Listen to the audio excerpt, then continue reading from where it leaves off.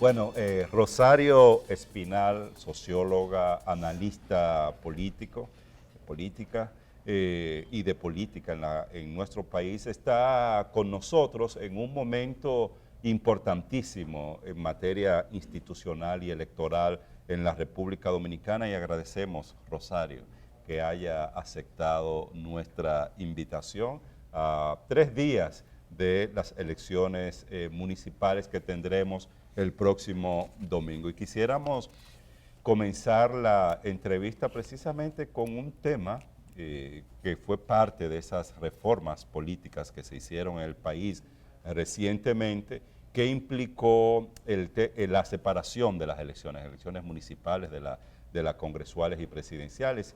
Y hemos visto que tú has asumido una posición crítica de cuestionamiento a esa reforma específica que se hizo de separación de las elecciones. Y quisiéramos que compartiera con nosotros tu visión, tu valoración de esta reforma que implicaría elecciones ahora y en 3 meses las elecciones presidenciales y congresuales. Sí, bueno, buenos días y gracias por la invitación. El cambio vino en la Constitución del 2010. Hay 2 temas principales en la Constitución del 2010, que cambió la Constitución del 2010. Uno fue que eliminó una repostulación y nunca jamás, para que Leonel Fernández pudiera en el futuro repostularse, porque si no hubiese quedado inhabilitado, y eso de paso rehabilitó a Hipólito Mejía también. Y el otro cambio tiene que ver con el calendario electoral.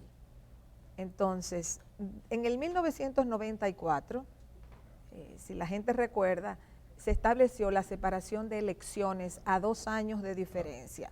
En un momento se hacían elecciones legislativas y municipales y en otro, 2 años después, presidenciales. Y así comenzó el ciclo en el 96.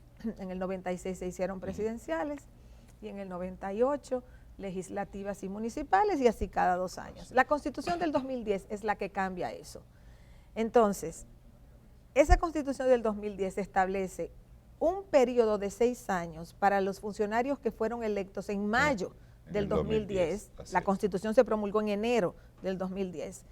Entonces, los funcionarios municipales y congresionales electos en mayo del 2010 fueron por 6 años, sí. Con lo cual se le dio más tiempo sí. a esos funcionarios. El PLD sabía que iba a ganar ya en ese momento. O sea, esa constitución es la constitución de Leonel Fernández, la que él impulsa modificar.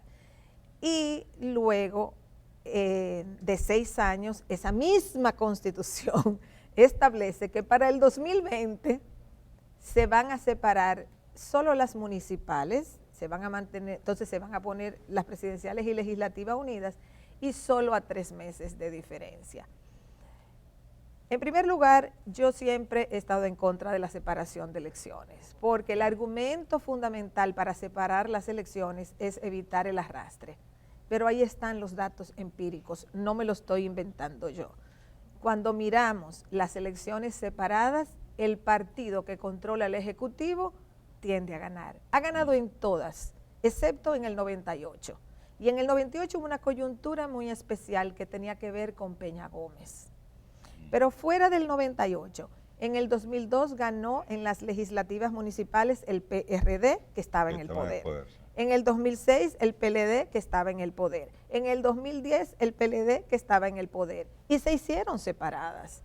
Entonces, no hay base empírica para decir que separar las elecciones evita el arrastre. A pesar de esa referencia empírica que estoy dando, todavía la gente aquí sigue diciendo que se evita el arrastre si se separan las elecciones. Bueno, yo no puedo hacer más nada porque la evidencia numérica está ahí.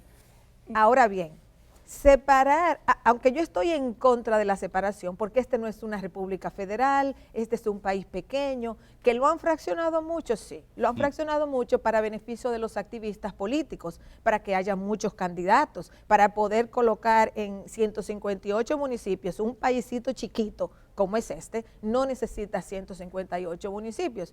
Hay ciudades con un alcalde o alcaldesa que tiene 5 millones de habitantes u 8 millones de habitantes. Claro. La provincia de Santo Domingo tiene varios alcaldes, tiene varios municipios. Aquí han fraccionado demasiado por municipio y demasiado por distritos municipales. Los distritos municipales son un disparate. ¿Por qué? Porque los distritos municipales ni siquiera tienen capacidad técnica para dirigirlos. Un director, y digo director porque el 92% de los directores de distritos electorales son hombres. Entonces, un director de distrito municipal con 3 o 5 vocales no tiene capacidad técnica, no tiene capacidad recaudatoria, ni siquiera se le entrega a los municipios y a distritos el dinero que establece la ley, supuestamente. Entonces, lo que estamos es creando muchas instancias electivas para nada. Es mucho mejor tener menos instancias electivas y que sean más eficientes. Por eso es que yo pienso que en un país pequeño como este no tiene sentido separar las elecciones. Y separarlas para tener elecciones en febrero es una barbaridad. ¿Por qué? La gente en diciembre está en fiestas navideñas y de fin de año. En enero domina el béisbol. E incluso a veces un poquito ya ha entrado febrero con Serie del Caribe. Sí. Febrero es el mes del carnaval. Mañana es el día del amor y la amistad. La gente va a tener que celebrar al vapor mañana lo que vaya a celebrar, porque el sábado ya entra que no se puede vender bebidas alcohólicas, que es la noche antes de las elecciones. Sí. O sea, que realmente se paraliza la dinámica natural de la gente para hacer unas elecciones en febrero. Además, unas elecciones en febrero, a menos que hubiese una crisis económica muy grande, le da una ventaja al partido gobernante. ¿Por qué? Porque en Navidad cualquier partido que esté en el poder tiene licencia para aumentar su nivel de clientelismo, de regalos, de cajas, y es legítimo porque nadie puede decir no regales en Navidad porque tú vas a caer muy pesado. Bueno, y ya lo hemos visto aquí. Entonces, en el país. Sí. Aquí viven los políticos, los legisladores, los presidentes, viven haciendo disparates legales en la Constitución, en las leyes, y eso es un problema. Aquí hay que establecer un sistema electoral y dejarlo tranquilo, que perdure en el tiempo para que la gente se acostumbre, pero hacerlo lo mejor posible. Vamos a tomarnos un cafecito, Rosario, para continuar esta conversación, analizando estas elecciones municipales que se avecinan. ¿Cómo ves, Rosario Espinal, el panorama político de nuestro país a propósito de estas elecciones ya municipales? Independientemente del calendario, ese es el que tenemos ahora, ya hay elecciones el domingo. ¿Cómo están las cosas? Bueno, realmente las cosas están más o menos como estaban. No ha cambiado mucho. ¿No ha cambiado? Lo que ha cambiado, básicamente, es que pienso que hay un mayor rechazo al PLD, sobre todo en las capas medias urbanas. El PLD logró, después de la crisis económica del 2003-2004, el PLD logró un importante apoyo en las capas medias que quedaron afectadas y un tanto traumatizadas por la crisis económica del 2003-2004. Entonces, eso le dio un gran apoyo al PLD en las capas medias. El PLD, a partir del escándalo de Brecht, y ya por distintos factores a partir de eso, ha perdido mucho apoyo en las capas medias urbanas. No así entre los pobres. O sea, aquí se ha dado un cambio de adhesión electoral. Antes los pobres se dividían entre Balaguer y el PRD. Ajá. Ahora... y la fuerza del PLD eran los centros urbanos. Exacto, la fuerza del PLD en aquella época, la fuerza del PLD, incluso cuando el PLD llega al poder, su fuerte y lo que construye como fuerte son los grandes centros urbanos, sobre todo Santo Domingo, el Gran Santo Domingo. Entonces, ahí se ha producido un cambio donde el PLD ha experimentado un declive en su apoyo en los grandes centros urbanos, en capas medias, aunque mantiene por políticas sociales, ahora es el partido, digamos, de mayor apoyo en los sectores de capas bajas, capa media baja y sectores más pobres, sectores populares, digamos. Entonces ahí se ha dado un cambio, pero sí yo diría que lo fundamental que ha cambiado es que el PLD ha perdido apoyo en las capas medias urbanas. Claro, eso le abre un espacio a la oposición, sobre todo le abre un espacio al PRM, que es el principal partido de oposición. ¿Y ha podido el PRM aprovechar esa situación de desencanto en las capas medias del Partido de la Liberación Dominicana y situarse como el partido alternativo frente al Partido de la Liberación Dominicana? Bueno, mira, en términos de las encuestas ha mejorado su posicionamiento. Ahora, vamos a ver en términos electorales y ahí tenemos que esperar, ver un poco el domingo lo que sucede y ya eventualmente en las elecciones de mayo a ver cómo se traducen preferencias en encuestas en votos reales. Es difícil ya decir cómo se va a traducir eso, pero indiscutiblemente en términos de preferencias electorales el PRM ha mejorado sustancialmente su posicionamiento.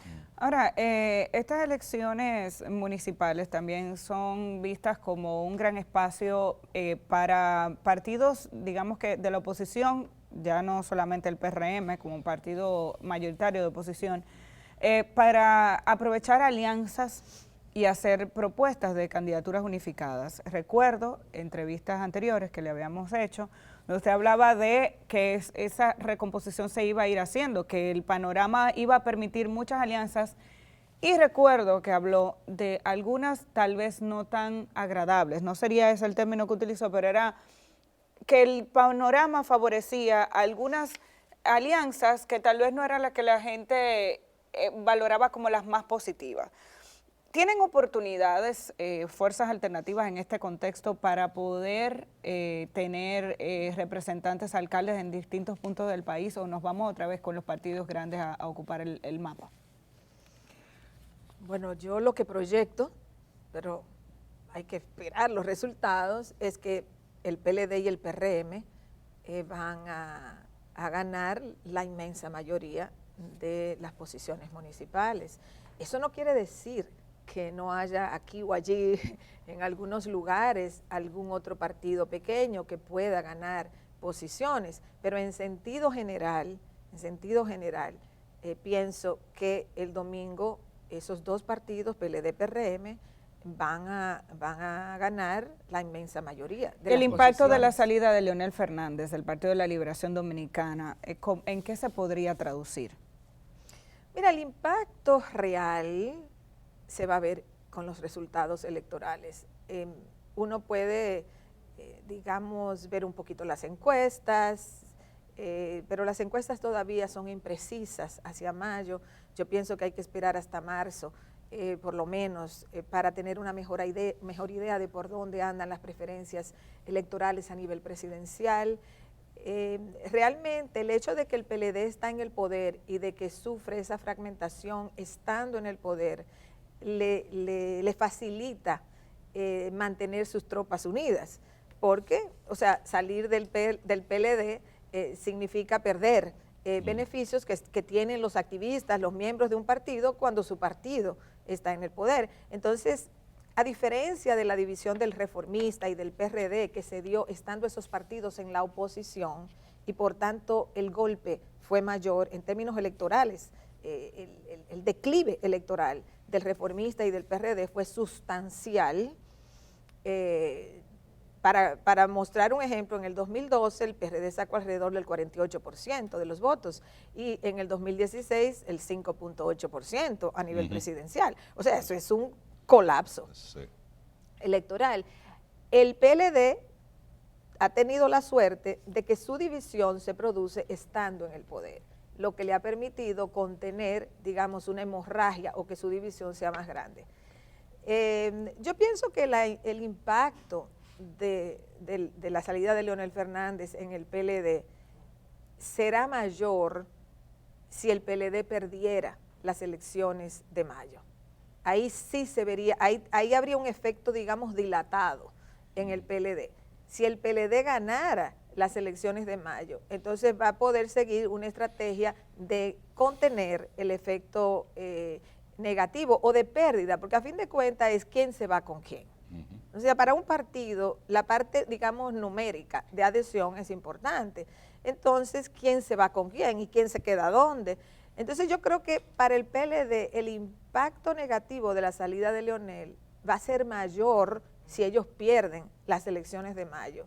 Las presidenciales. Sí, las presidenciales. Uno de los temas que se ha estado debatiendo con esta separación de las elecciones es cómo va a incidir el resultado electoral del próximo domingo en las elecciones congresuales y municipales. Algunos indican, bueno, el partido que salga ganador va a ir con ventaja en las elecciones del próximo mes de mayo. ¿Cuál es tu opinión respecto?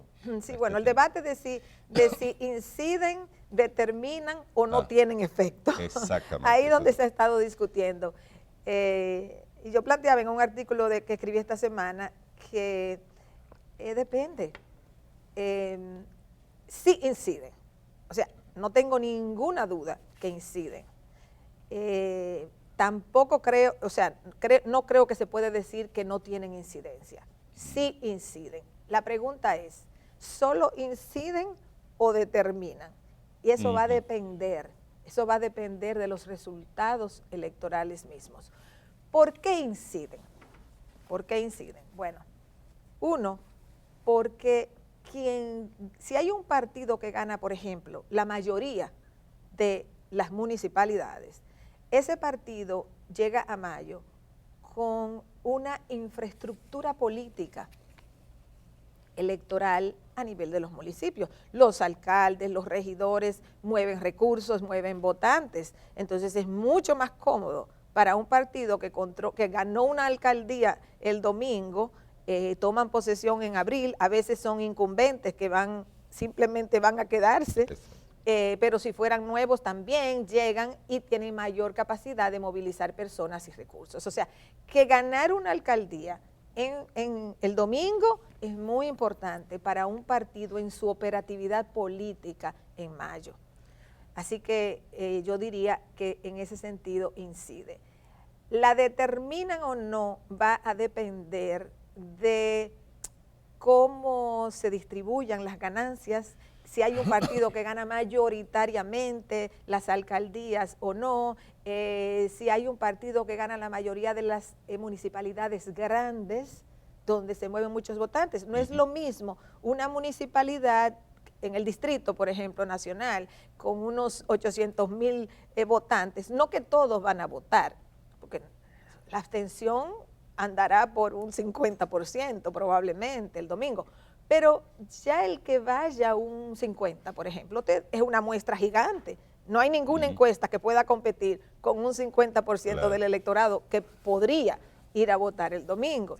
Entonces, en ese sentido, las elecciones del domingo son como una gran encuesta, en donde se va a poder calibrar por dónde andan las fuerzas electorales. Así que decir que no inciden es incorrecto. Decir que la determinan totalmente también es un poco exagerado, pero sí inciden. Hablemos de la campaña en sí misma y los videos que se han estado publicando en estos días que indicarían que funcionarios activos del gobierno o personas que tienen puestos en alcaldías están amenazando a empleados públicos. Si no votan por mi candidatura para reelegirme o si no votan por X candidatura, aquí va a haber cancelaciones. Me imagino que usted ha podido acceder a esas imágenes y a los audios que se han estado publicando. ¿Cuál es su análisis? ¿Qué debería pasar? ¿Por qué esto está ocurriendo? No, si antes se daba y no lo grababa nadie. Bueno, primero que eso es incorrecto, totalmente. Segundo que es ilegal, o podemos poner primero que es ilegal y segundo que es incorrecto, pero yo voy a poner primero que es incorrecto, vamos a poner la ética en primer lugar. Es incorrecto, es ilegal, y los funcionarios, al nivel que sea municipal, donde estén ubicados, tienen que entender que hay una competencia electoral y que por más desesperados que estén por quedarse, y este es un país un poquito rabioso, a veces calmado, pero a veces en la dinámica personal y demás, es un poquito desbordado, digamos, la conducta dominicana en sentido general, y se expresa a nivel político. Y se expresa de muchas maneras, se expresa manejando, cómo la gente va por la calle, etcétera. Entonces, yo creo que los políticos y sobre todo los funcionarios públicos tienen que entender que este país lleva ya 40 y pico de años celebrando elecciones y que es tiempo de que aquí se vayan adecentando los procesos. O sea, que los funcionarios no abusen del poder que tienen y que los que están fuera del poder también acepten que van a una competencia. O sea, hay que realmente controlar el ejercicio del poder para quienes tienen poder. ¿Y la Junta? Bueno, la Junta es el árbitro que se supone debe tener credibilidad. Ahora, la credibilidad de la Junta depende de dos factores fundamentales: de la honorabilidad de sus miembros y de cómo se comportan, eso es muy importante, primero, y además, y también muy importante, de cómo los partidos, de cómo la clase política se maneja, se relaciona con la Junta. Un constante torpedeo a la Junta, una constante crítica, incluso injustificada a veces, puede contribuir a debilitar la credibilidad de la Junta. La Junta tiene que ser vigilada por los partidos. Los partidos tienen que coparticipar con la Junta Central Electoral en estos procesos, pero los partidos tienen que entender que van a ganar o a perder, y lo que hay que establecer son controles efectivos para minimizar las desigualdades que existen en la política. La política en ningún país del mundo es igualitaria, es decir, los partidos no compiten en condiciones de igualdad en ningún país del mundo. El objetivo de un sistema legal y el objetivo de un árbitro electoral es minimizar las desigualdades que se presentan, pero no puede eliminarlas totalmente, porque hay candidatos con más carisma, hay candidatos con más recursos económicos. De partidos que están en el poder. Hay adhesiones políticas que se construyen a través del tiempo. O sea, hay muchos factores que inciden en la política. Hay un aspecto, Rosario, tú que has estado responsable de la encuesta de cultura política en la República Dominicana, el Barómetro de las Américas.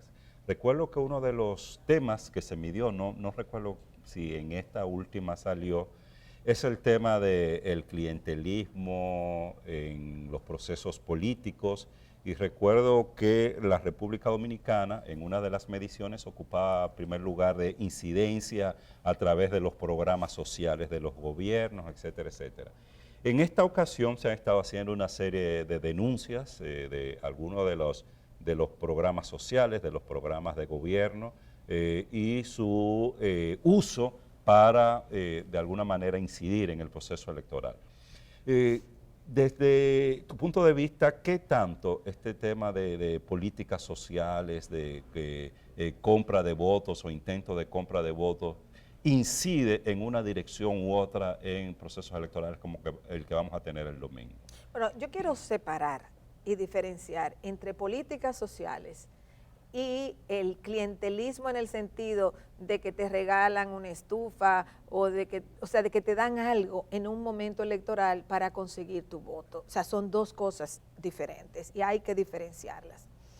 En todos los países del mundo, las políticas sociales que la gente aprueba benefician al partido que las implementó. Voy a poner un ejemplo. En la crisis del 1929, la crisis del capitalismo mundial, después de esa crisis económica, los partidos de orientación, digamos, socialdemócrata, en Europa, en Estados Unidos, el Partido Demócrata, impulsaron políticas de protección social, como la seguridad social, los seguros de salud, etcétera. Esos partidos que impulsaron esas políticas en la década de 1930, principio de 1940, gobernaron por décadas. El Partido Demócrata en Estados Unidos controló el Congreso, la mayoría congresional en Estados Unidos, desde la década del 30 hasta la década del 80. O sea, un periodo de 40 años más o menos. Entonces, las políticas sociales que la gente acepta tienden a beneficiar al partido que las impulsa, siempre y cuando no se produzca una fuerte crisis económica que destruya esas políticas económicas. Eso no tiene remedio.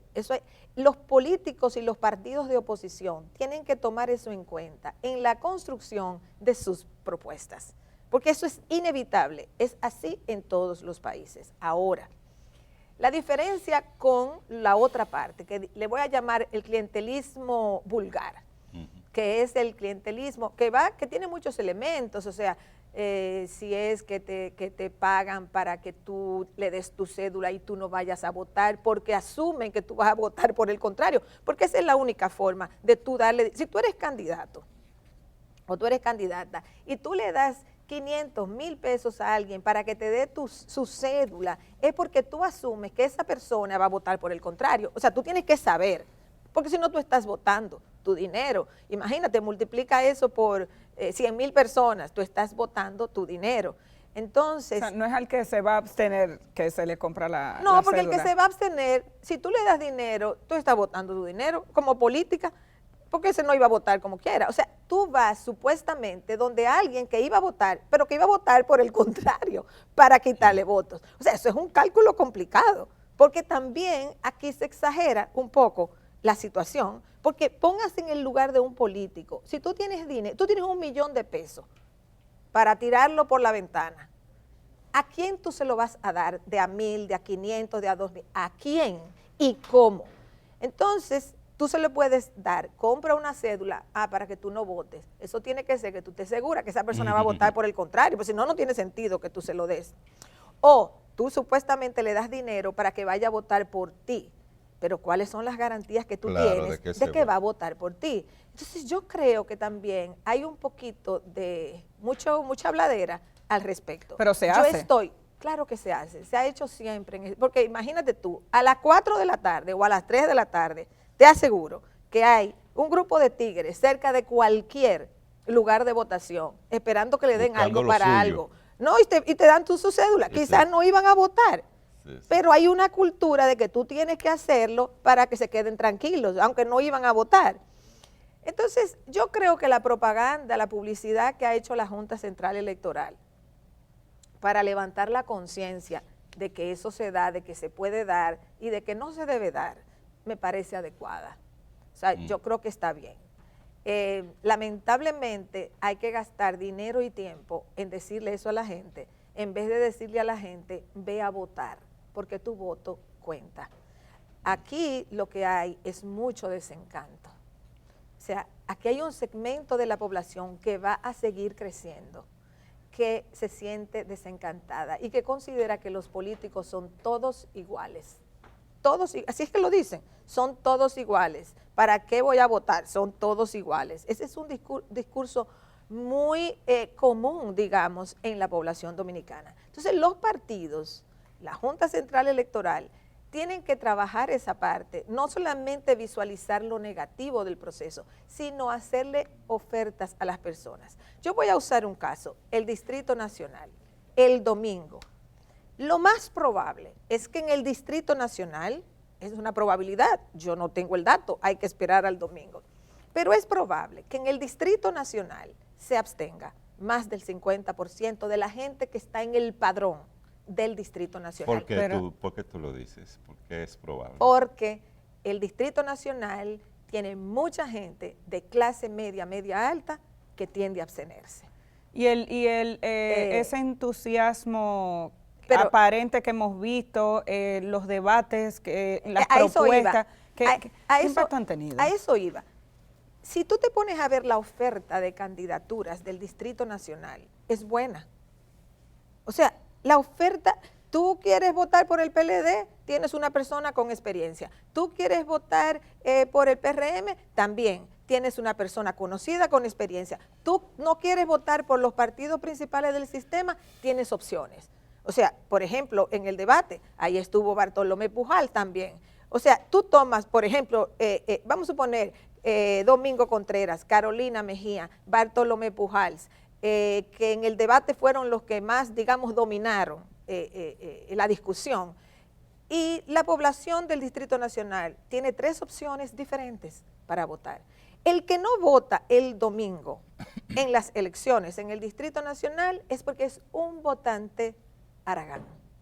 Es un votante que ni con una grúa tú lo vas a mover a votar, porque realmente en el Distrito Nacional hay opciones de votos, pero así sucede en otras municipalidades del país. Esa aparente polarización que hay entre un gobierno que quiere quedarse y que ha visto una oposición que según las encuestas ha crecido, dispersa, porque está dividida la oposición, pero ha crecido también, y hablamos del hartazgo, usted lo mencionaba hace un momento. Eso no puede motivar que el voto, la cantidad de votos aumente, uno para preservarse en el poder y otro para sacar al que está, porque es la percepción que uno tiene de que esa es la discusión en este momento. Aumentar significativamente el porcentaje de personas que votan en unas elecciones cuando hay ya un patrón establecido es bien difícil. Uno siempre cree, tiene la sensación antes de las elecciones, oh, estas elecciones están más interesantes que las demás,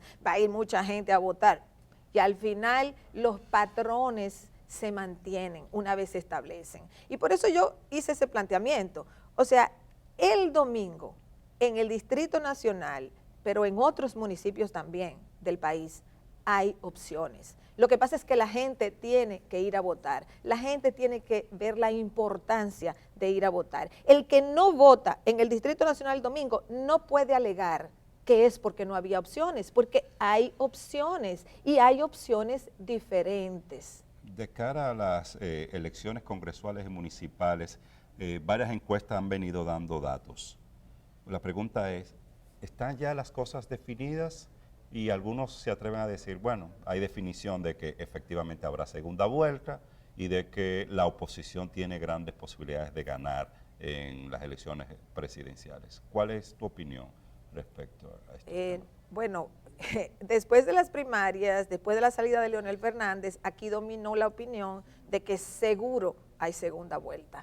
Y creo que fui la primera que dije, espérense, es muy temprano para decir eso. Y di 5 factores que hay que tomar en cuenta para poder decir eso. No lo voy a repetir, los 5 factores, porque supongo que yo no tengo tiempo aquí. Así es que esos factores, yo lo he dicho, lo he escrito, pero yo creo que sobre todo hay que esperar a marzo, hay que esperar la ronda de encuestas que saldrán en marzo para comenzar a tener una mejor idea de lo que va a pasar en mayo. Los candidatos a aguacate de Leonel Fernández. Parte del folclore de estas elecciones son los candidatos. ¿Qué impacto puede tener eso? Es que esos candidatos van con el PLD y los que ganen de esos candidatos que van con el PLD se van a quedar con el PLD, porque si tú ganas una alcaldía y te vas del partido que te llevó a la alcaldía, bueno, puede aparecer un suicida por ahí, pero en general ellos saben que necesitan el gobierno central. Bueno, muchísimas gracias, Rosario Espinal, por esta interesante... Como una cosa que... Está contando contando mal. Así es. Gracias, Rosario Espinal, por acompañarnos hoy con estas interesantes reflexiones, este interesante análisis. Y a ustedes les invitamos, le damos las gracias y les invitamos a que mañana nueva vez, a partir de las 6 de la mañana, estén con nosotros.